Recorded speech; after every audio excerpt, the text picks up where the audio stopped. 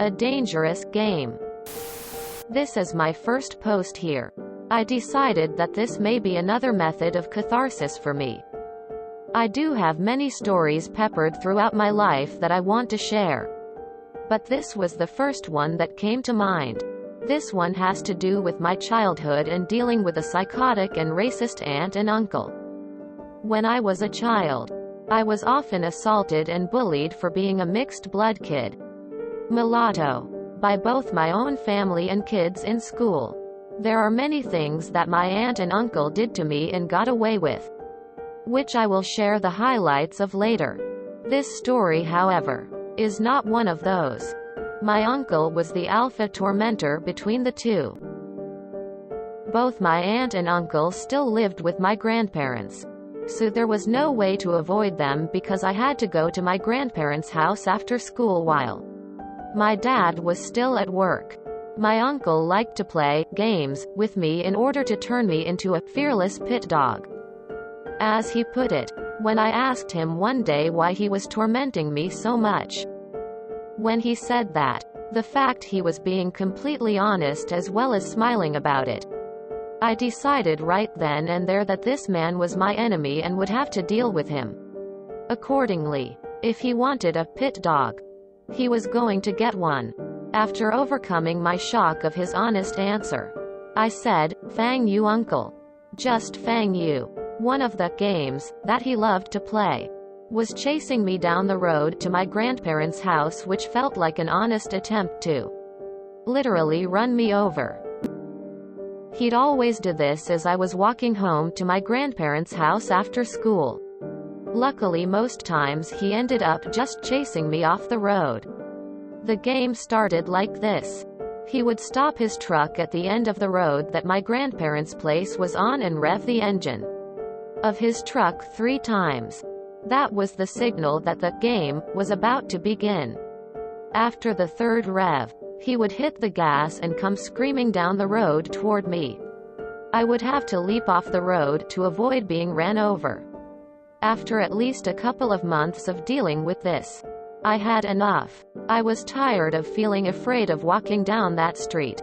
I thought it over for a while before I decided I would get revenge. On the days when I wasn't being chased, I started to count how many steps it took to get to an old stump on the side of the road that was hidden by briars. I'd walk backwards just so I could eye the distance between the end of that road and the stump so I would know when to run. 17 steps.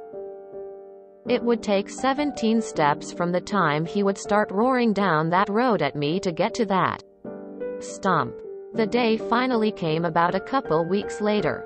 When I heard his truck, I wasn't afraid anymore. I was angry. As per normal, he revved his engine 3 times, then gunned it around the corner. I waited until he was close enough before I ran as fast as I could up the side of the road and behind the stump, throwing my backpack into a deer trail I could jump into in case my plan failed. Then quickly turned towards the stump and the oncoming truck bearing down on me.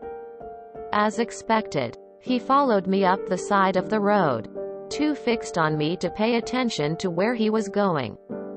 The next few moments were beautiful. The briars parted like the Red Sea, and to my delight I saw his eyes go wide as he realized what he was about to smash into. He yanked the steering wheel to the left, his front right tire going over the stump, which launched him into the air. As he flew past me, I could see the look of terror on his face and grinning madly. I began to shout insults at him as his truck nearly flipped in midair. Instead of flipping, the truck roughly came back down on 4 wheels and he continued down the road to my grandparents' house and parked in the gravel driveway. I grabbed my backpack, ran up the trail and hid. I didn't come out until after dark when my dad came to get me. I knew the sound of my dad's car, a Datsun B210. So when I heard him coming up the road, I immediately came out, waved him down, and quickly jumped into the passenger seat. My dad asked me, concerned as to why I was out there. At first I just kept telling him over and over that we needed to just go straight home and under no circumstances go to my grandparents' house. When my dad kept asking why, I finally told him everything that happened. Without another word, he turned the car around, silently fuming, and drove us home. I don't know if my dad talked to my uncle after what happened. But what I do know is that game never happened again. That game, at least. Bravo. Just bravo. I didn't have the smarts or nerve to do anything like that to my tormentors. But they weren't family, nor that bad. Well done. True Pro. Thanks for sharing. This one actually gives me flashbacks. About 50 years ago, my brother and I, then age about 12 and 10, were just walking along the street where we lived. Some random crazy lady drove by, then turned around and started to chase us with her car. There was that moment of WTF. Back before people said WTF. When we realized she was headed straight for us. Fortunately, there was a section of road that was closed with a big pile of gravel. We ran to the top of it because we knew her car couldn't drive up it. She waited at the bottom with a big grin, totally pleased with herself for teaching kids not to be pedestrians, I guess. Finally she drove away, and we were able to get home. So yeah, nutcases who want to teach you a lesson are real. Fuck him and the truck he rode in on. I hope you got more revenge as time went on. These monsters are too insecure to torment anyone their own size. He was preparing you for the day he brought you to that secret island where human game is hunted. Glad you nipped it in the bud. Your uncle is a sociopath and your parents are bad parents for allowing this to happen. Honestly, I wouldn't have moved if this was me. Let them nearly kill me. If they didn't learn their lesson, they'll certainly have charges against them. I was expecting a broken radiator after hitting the stump. Darn, he got away. I don't understand why this has so little upvotes.